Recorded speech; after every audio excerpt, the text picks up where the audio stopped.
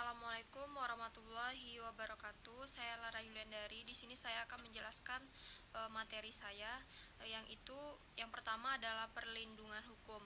Dalam hukum administrasi negara terdapat hubungan atau hubungan istimewa yang memungkinkan para pejabat atau administrasi negara melakukan tugas khusus yang merupakan hukum istimewa seperti semua subjek hukum lain dalam menyelenggarakan tugasnya menggunakan hubungan hukum, dan administrasi negara dapat menggunakan peraturan-peraturan tertentu yang dapat digunakan oleh subjek hukum swasta, yang misalnya peraturan-peraturan tersebut di dalam pasal 27 tahun 1950. 2. Penegak hukum. Menurut Ridwana R. merupakan sarana yang di dalamnya terkandung nilai atau kebijakan, kebenaran, dan sebagainya.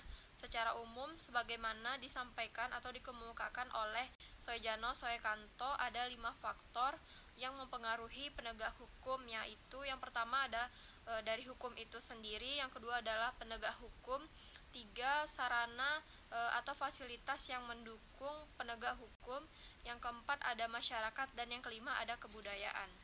1. Penegak hukum dalam hukum administrasi negara.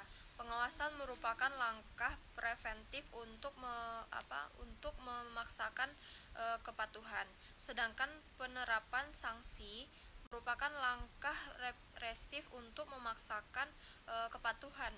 Sanksi merupakan bagian penting dalam setiap peraturan perundang-undangan dan merupakan inti dari penegak hukum itu sendiri. 2. Macam-macam sanksi di dalam hukum.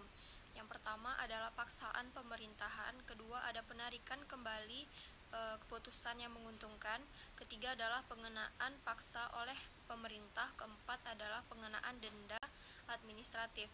Pemahaman terhadap berbagai sanksi tersebut penting dalam kajian hukum administrasi, menyangkut bukan hanya tentang efektivitas cara pemerintahan menggunakan kewenangannya dalam menerapkan sanksi, melainkan itu juga untuk mengukur norma-norma hukum yang di dalamnya memuat sanksi sesuai yang diterapkan oleh masyarakat itu sendiri.